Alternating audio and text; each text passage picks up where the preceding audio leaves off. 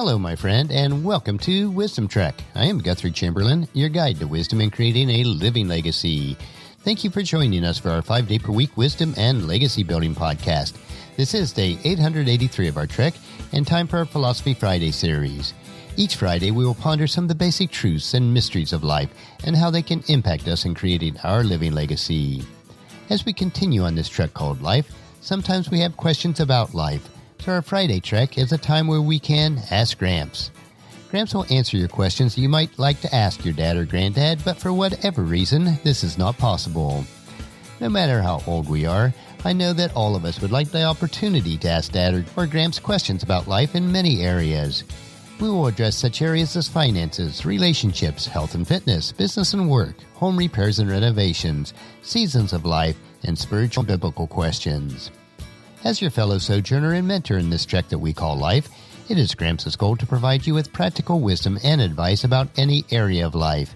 It is critical that we receive a constant flow of questions, so please submit your questions to Guthrie at wisdom-trek.com, and Gramps will answer your questions on our Friday podcast. We are broadcasting from our studios at the Big House in Marietta, Ohio. This week we will continue with part 2 of 3 of our question from last week, which was, Hey Gramps, listening to most news sources and even many preachers, it seems like the world is getting worse each year. But is this really the case? So today we'll answer the question about the state of the world and specifically look at technology. We take the technology and empowerment that we have today for granted. This week's answer will focus on the advances in technology that we have experienced over the past several decades. It permeates our entire life now. Technology in and of itself is amoral. As with any advancement, it can be used for good or bad, but certainly a lot of good has resulted with these advancements that we've had. And if you've had any type of major surgery recently, I am sure that you'll agree with this thought. Here are some highlights. Consider storage such as your hard drive on your computer or cloud storage. This is critical for medicine and genomics in the world today, and will transform healthcare and rapidly advance the cure of most diseases such as cancer. In 1981, 1 gigabyte of storage cost about $500,000. Today, it's 25 million times cheaper at 2 cents per gigabyte. How about computational power?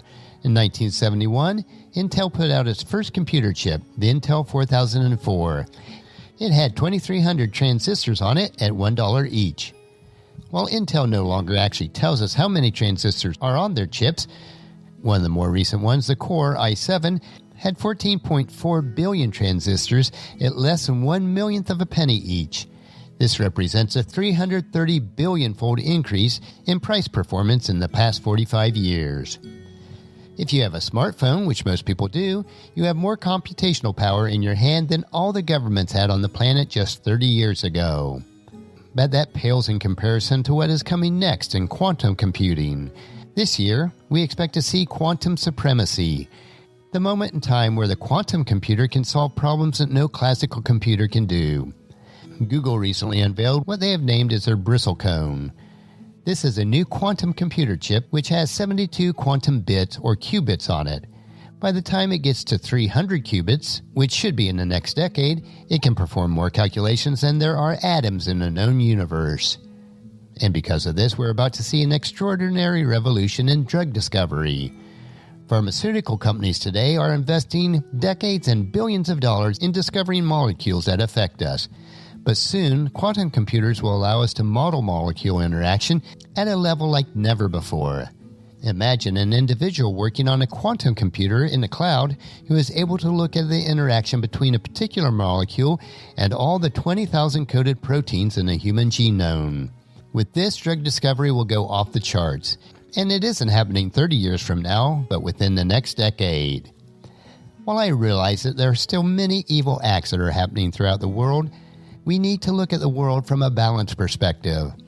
The world's current population is now over 7.5 billion people and is escalating rapidly. And even with this rapid increase in population, we have less poverty, less starvation, fewer diseases, fewer wars, and more freedom in our world today than at any point in recorded history. And through these technology advancements, we need to continually keep focused at the fact that God is in control. His kingdom and his church is growing throughout the world, and the gates of hell cannot stand against it. As Jesus told one of his closest friends, Peter, in Matthew chapter 16, verse 18, "Now I say that you are Peter," which means rock, "and upon this rock I will build my church, and all the powers of hell will not conquer it." In part 3 of our answer to this question next week, we will focus on the exponential growth of communication brought on by the advancements in technology. This is becoming a driving force for reaching the entire world and its exploding population for God. As Jesus tells us in John 16, verse 33, "I have told you all of this that you may have peace in me. Here on earth you will have many trials and sorrows, but take heart, because I have overcome the world." Well, that wraps up part 2 of our answer to this question. If you have any questions that you would like answered, please email them to Guthrie@wisdom-trek.com, and Gramps will answer them on our Friday podcast with wisdom and philosophy that Gramps has gained over the many years of experience and study.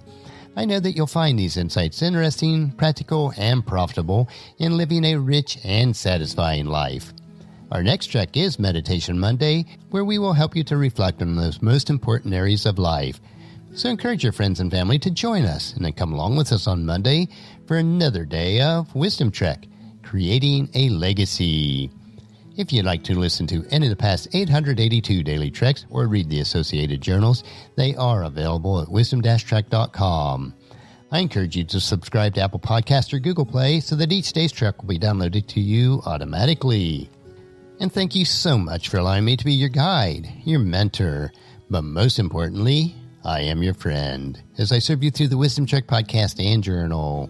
And as we take this trek of life together, let us always live abundantly, love unconditionally, listen intentionally, learn continuously, lend to others generously, lead with integrity, and then leave a living legacy each day. I am Guthrie Chamberlain, reminding you to keep moving forward, enjoy your journey, and then create a great day every day. See you on Monday.